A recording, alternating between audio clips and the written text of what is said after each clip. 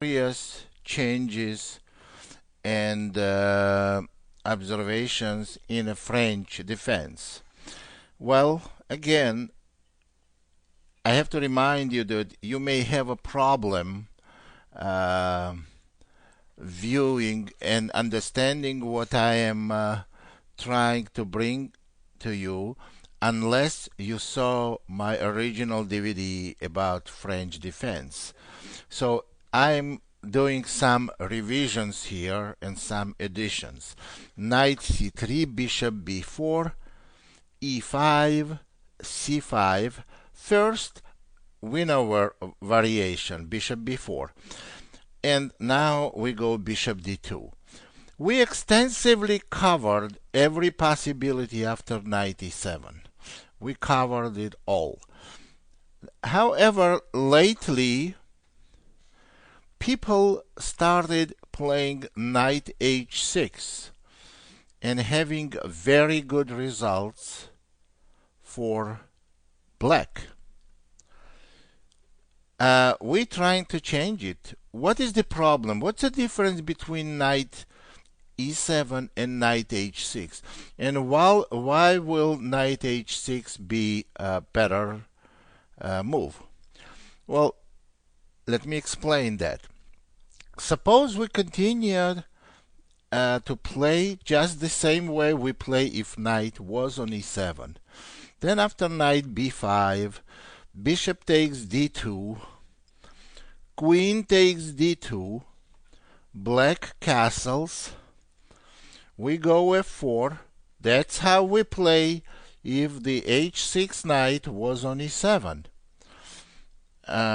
So we played now f4, black plays knight c6, knight f3, a6, knight d6, c takes d.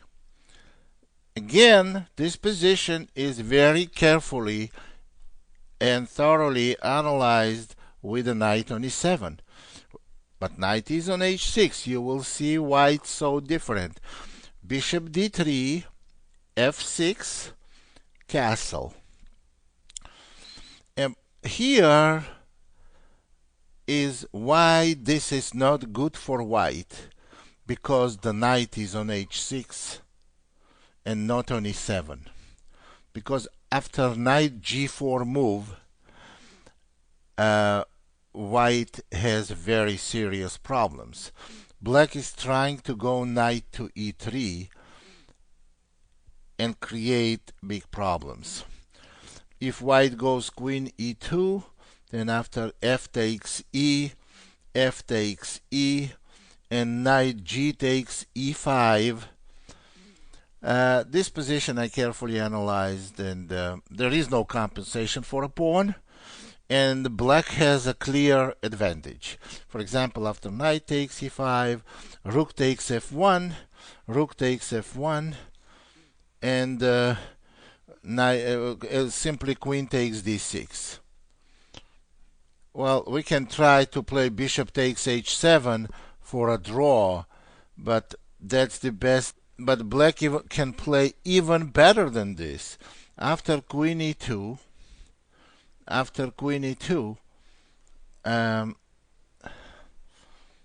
in this position, after white went queen to e2, there is also possibility of knight e3. Anyway, the final word is that this position is not good for white. So what do we do? Now, let's go quickly back, and I'm going to suggest you another very interesting way to play for white if black plays after bishop before e5, c5, bishop d2, knight h6. Now, when I play lately this, I play a lot of games on the internet, even against very good players. The more and more and more of them, like 4 out of 5 times, I see knight h6. And who can play knight h6? Only people that keep up with updates theoretically and try to keep improving in a modern theory. So I spend a lot of time analyzing this position and came to conclusion that the good move here is bishop takes h6. Well, I'm normally reluctant to give this bishop, dark square bishop, when we want to hold our center that is on dark squares. Also, I did it making two moves, bishop d2 and bishop h6. However, the reason I do that, I am not giving my dark square bishop for knight for too long. I want it back immediately. I go a3. And now only move that will make sense for black is to go bishop a5. That's the only move that could make any sense. Because if black plays bishop takes c3, pawn takes c3, well, you see that doubled pawns on C file, it's not nearly as significant as doubled pawns on H file. So this is out of question for black. So then one other opportunity is C takes D. That's not good either, because then queen takes d4 or even a takes b, d takes c. Now we don't even have to hurry to take this c3 pawn. We can go knight f3, and after taking on b2, rook b1, followed by rook takes b2. We're going to be one pawn down, but you will see that black's position is compromised. They're going to have very hard time castling on king side or queen side. Pawn structure is damaged, and they have bad bishop. If knight comes to c6 after b5, knight has to be relocated somewhere, and when we take this pawn, there is no future for knight or for bishop. Very good position for white. So this is not something I would expect to see black to do. Well, on the other hand, the bishop is attacked, and most expected move is bishop a5. But the main move, I would say, is d takes c. And here, black has only one move they can consider, d4. This is the move that can possibly white have some difficulties with. But let's see what's going to happen. d4, we must go b4, pawn takes knight, and pawn takes bishop. We much rather to play this position without queens, but obviously we cannot take the queen, because then bishop is going to take the queen and we will be a piece down. So now we take the bishop, and this is quite a weird pawn structure on the board. Very unique pawn structure. Queen takes a5. Queen d6. This is clearer to me, and I like this move a little better. Black has to quickly conclude development. As you can tell, queen d6, it's very difficult for black to chase this queen away.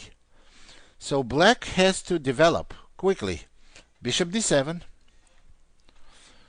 and we're going to go knight f3, or we're going to go rook to b1. Let's look at it again.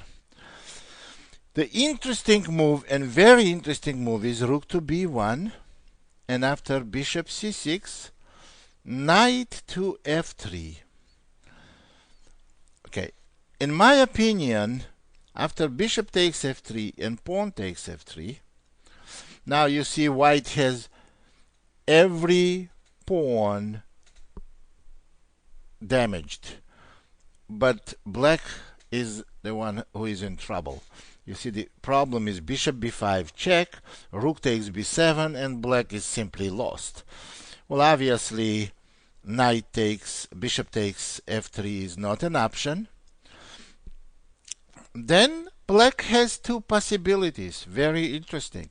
Knight to d7 and queen takes a3. Let's look at them. After knight to d7, we get very interesting endgame, almost by force, where black has an extra pawn and a very, very bad position. How it goes? Knight d4, queen takes c5. This is the best move. Well, obviously knight takes c5 loses to knight takes c6. As you can see, quickly loses too. So the only option for black is queen takes c5, and here is the end game I was talking about.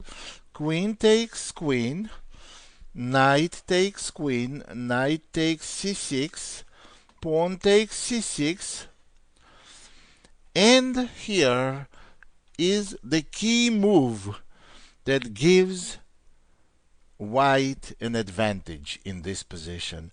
It's not easy to find the move. Black has an extra pawn, but you see this pawn is hardly valuable because double pawns here and weak pawn on c3. We can double pawn on c3. The move is h4 with a very clear intention to go rook h3 and rook takes c3. And you have to see what can black do here. Rook g8, suppose. I think this is the best try because on knight d7 we can still go rook h3, and after knight takes e5, rook takes c3. Again, extra pawn for black and bad position. f4 is coming. White's rook are extremely active, and white is ready to penetrate with these rooks to black's position after f4. So the only other option would be rook to g8 in this position, rook to g8, rook to h3, rook to g4, rook takes c3, attacking the knight, and you see these rooks become again very active. Rook e4 has to be played, bishop e2, rook takes e5, and after f4 and rook f5, bishop f3, black has very serious problem. It's a really bad position for black. You can tell that all white's pieces are dominating here. Rook is tied up with defense of the knight.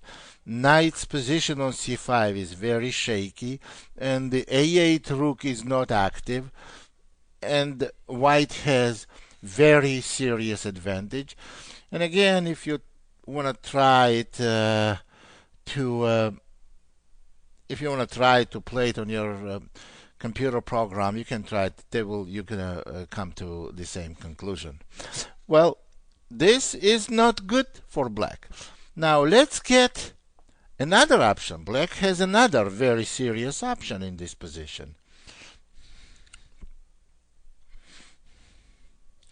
Well, here is the serious option. We're gonna start from move 1 quickly, and we're gonna get to this position.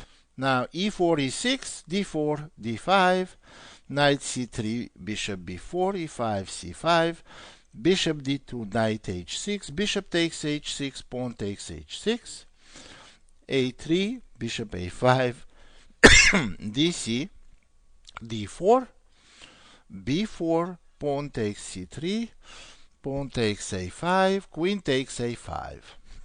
Now we play queen d6, and now when black goes bishop d7, we go rook b1, and on bishop c6 we go knight f3. Well, the other option, we just looked at knight d7 and knight d4. And the other option, as I already mentioned, and very serious option, is queen takes a3. Well, here white has a little bit of a problem. Knight can come on d7 and take on c5. White has to act quick. So we go knight d4. And we are trying to take the bishop on c6 and penetrate with the rook. Black goes queen a2, attacking our rook, and we have to move to rook to d1. And now black must play queen d5. Here is the position that is very important to evaluate and to assess in order to give some conclusion about the position. Well, the most natural move here is knight to e2. Position after this move is unclear because black must, absolutely must go queen takes d6. Queen cannot move anywhere because of the checkmate. Black must go queen takes d6. We take on d6 with a pawn. White has very strong central pawns, a very strong pawn on d6, but black goes knight d7. We go f4, and black goes f6. Now this position is not 100% clear who has any advantage in this position.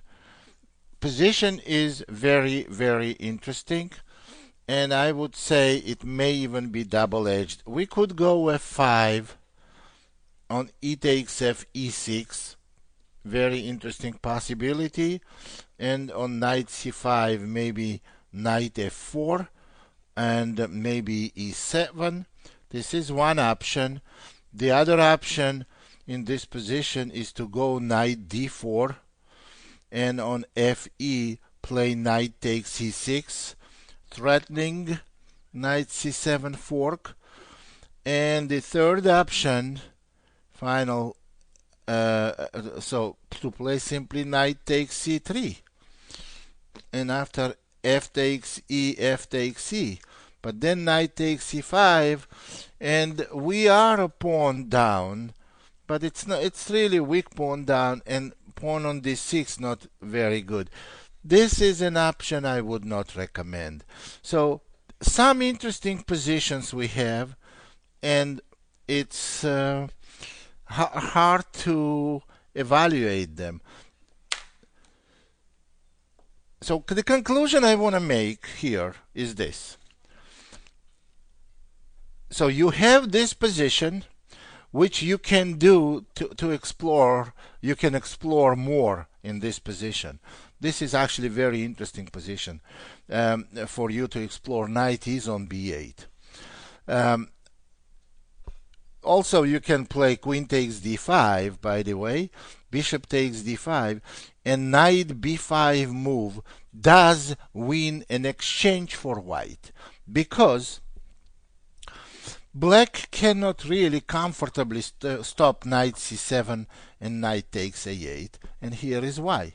Knight a6 is not good because knight takes c3. Now you see we are attacking the bishop, and we are attacking the knight on a6. We want to take this knight on a6. This is a real bad position for black. Going king d7 is not also very good because knight takes c3, or maybe even bishop c4. That's not very good either. So the best move I would say here is king e7, knight c7, and knight to d7, knight takes a8, rook takes a8. This position, I would say, it's very playable.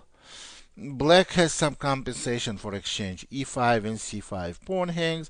We can go f4, knight takes c5, and then h4 and develop rook from here. This is something you can think about, you can analyze.